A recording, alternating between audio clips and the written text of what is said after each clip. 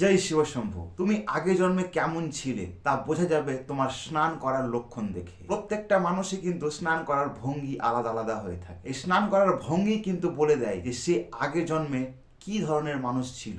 আমি বেশি সময় নষ্ট না করে খুব শর্টকাটের উপরে বুঝিয়ে দেবো। তার আগে আমি বলি, আমার চ্যানেলে যদি নতুন হয়ে থাকো চ্যানেলটাকে সাবস্ক্রাইব করে না। আমি অজানা তথ্য মানুষকে দিয়ে থাকি। প্রত্যেকটা মানুষ কিন্তু আলাদা আলাদা ভঙ্গিতে স্নান করে। এই স্নান করার পেছনেই লুকিয়ে থাকে তাদের আগের জন্মের কাজকর্ম। যেসব মানুষ মাথায় জল ঢালে স্নান করার প্রথমেই, সেই সব মানুষ আগের জন্মে দানবীর ছিলেন, খুব ভালো কাজ করতেন, কিন্তু তারা পয়সা করি ওড়াতো বেফালতু, যার কোনো প্রয়োজনই ছিল না, কিন্তু তারা রাজার মতো জীবনটাকে ভোগ করেছে। যারা স্নান করতে গিয়ে প্রথমে পায়ে জল ঢালে, পা জল দিয়ে আগে ভেজার লক্ষণ হচ্ছে তারা আগের জন্মের মানুষের সেবা করতে খুব ভালোবাসতো। তারা যে কোনো কাজে পারদর্শী ছিল, লোকের গোলাম হতে খুব ভালোবাসতো। এরা এই জিনিসটাকে খুব ভালোভাবেই নিত। আবার দেখা যায় অনেকে আছে ডান কাঁধে প্রথমে জল ঢালে, তারা আগের জন্মে কিন্তু একটা ভালো খুব যোদ্ধা ছিল। এদের কিন্তু চট করে রক্ত গরম হয়ে যায়, এরা কারো কোনো কথা শুনতো না, এরা যে কোনো কিছুতে হুটহাট করে মারপিট লাগিয়ে দিত। এদের সামনে কেউ যদি অন্যায় কথা বলতো তারা কিন্তু এর প্রতিবাদ করতো দ্রুত।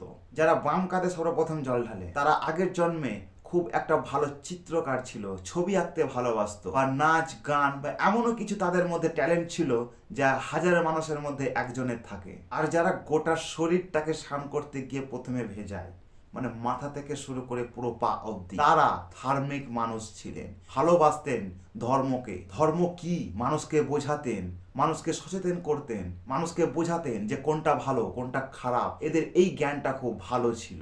এখন কথা হচ্ছে, তুমি স্নান করার প্রথমে শরীরের কোন অঙ্গটাকে প্রথমে ভেজাও? কমেন্টে অবশ্যই লিখে যাবে। দেখা হচ্ছে পরের ভিডিওতে। জয় শিবশম্ভু।